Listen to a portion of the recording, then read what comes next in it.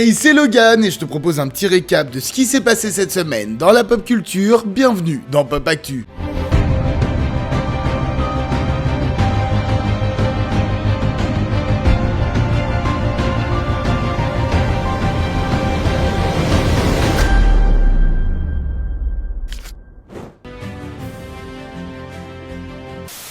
Vous le savez, en ce moment, la série A Night of the Seven Kingdoms est en diffusion et elle est clairement acclamée. Tellement acclamée que l'épisode 5, Au nom de la mer, a atteint la note parfaite de 10 sur 10 sur IMDb. Mais seulement pendant quelques temps, car très vite la note a commencé à descendre. C'est bien simple, l'épisode a été victime de review bombing, c'est le fait d'aller mal noter en masse un film, une série complète ou un épisode pour en faire descendre les statistiques. Mais alors pourquoi? Qui en sont les auteurs? Eh bien ce sont les fans de Breaking Bad. On le sait, la série est considérée comme la meilleure de tous les temps par de nombreuses personnes et l'épisode 14 de la 5ème saison, seul au monde, maintient depuis plus de 13 ans la note parfaite de 10 sur 10 sur le site. En faisant donc le seul épisode de grosse série à avoir ce privilège. Les fans se sont donc acharnés sur le spin-off de Game of Thrones, faisant descendre la note à 9,5 sur 10 pour conserver le titre de leur épisode préféré. Sauf que les fans de Game of Thrones ont répliqué et pour la première fois depuis 13 ans, l'épisode est descendu dans ses notes et affiche maintenant la note de 9,5. Ça se bat à coups de petites piques dans les notes IMDb et les deux fandoms perdent complètement leur petite guerre.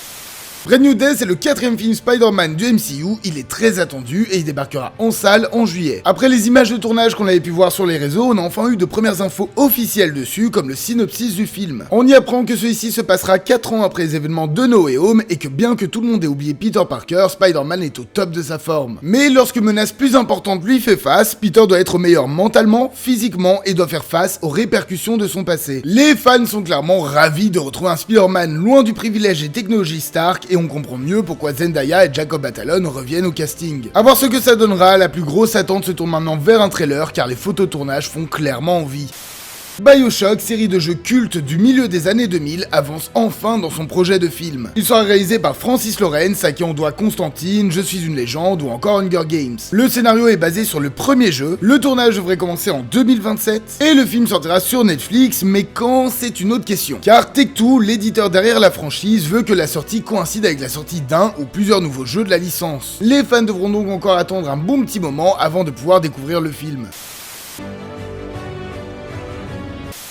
Une nouvelle affiche et bande-annonce pour la 3ème saison d'House of the Dragon ont été dévoilées. Le calendrier de sortie de la 4ème saison d'Invincible a été diffusé. Une première bande-annonce pour Slanted a été dévoilée. Une nouvelle affiche et bande-annonce pour le film La Momie de Lee Cronin ont été diffusées. Bad Bunny, Viggo Mortensen, Edward Norton et Javier Bardem joueront ensemble dans le film Porto Rico. Mayday 2 est annulé. Gérard Butler a quitté le projet 2 semaines avant le début du tournage. De premières images de SWAT Exile ont été dévoilées. Il s'agit de la suite de la série SWAT. Hudson Williams, Kerry-Ann Moss et Noah Reid joueront dans la série Yaga. Une première bande-annonce pour Over My Dead Body a été diffusée. Le prochain court-métrage de Pixar, Versa, sortira le 27 mars sur Disney+.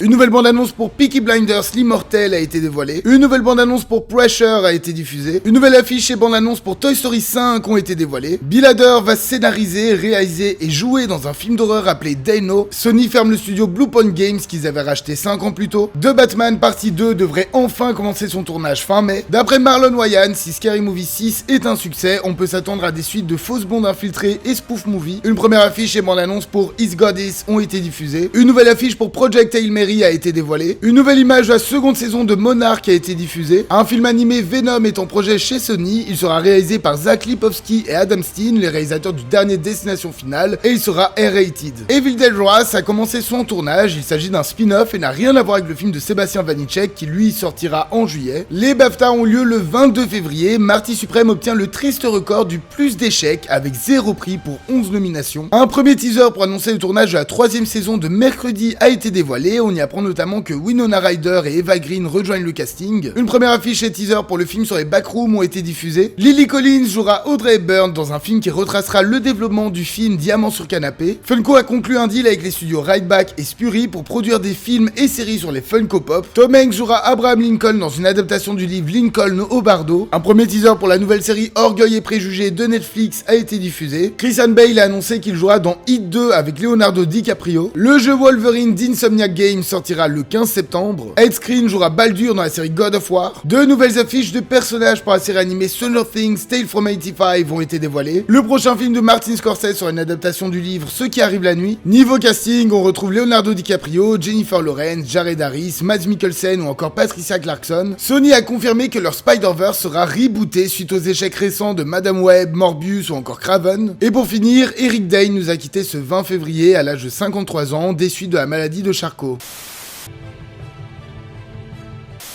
En 1917, Lionel, transporté par la musique que son père lui chantait sur le perron de leur maison, intègre le conservatoire de Boston. Il y fait la rencontre de David et après être revenu de la guerre, le temps d'un hiver, ils vont sillonner le Maine pour collecter et reproduire des chants folkloriques. Une histoire d'amour qui a l'air toute mignonne et touchante, plébiscitée à Cannes, le film d'Oliver Hermanus sortira en salle ce 25 février.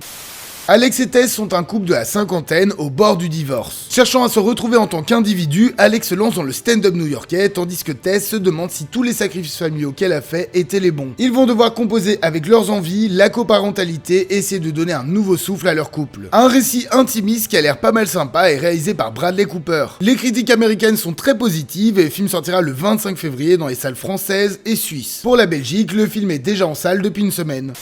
Alors qu'elle essaie de reconstruire sa vie loin de Woodsboro, Inès se retrouve confrontée à un nouveau Ghostface qui menace sa fille. Elle va donc devoir reprendre le combat, faire face à ses anciens démons et essayer de se débarrasser de Ghostface une bonne fois pour toutes. Après de nombreux rebondissements dans la production, Scream 7 arrive enfin en salle. Alors, est-ce que le film valait vraiment tous ses sacrifices? Réponse ce 25 février. Et voilà qui conclut ce 105e épisode de Pop Actu, merci d'avoir suivi jusqu'au bout. N'hésitez pas une fois de plus à liker, commenter, partager et vous abonner, ce sont les plus grands soutiens pour la chaîne. Moi je vous dis à la semaine prochaine, passez une bonne soirée.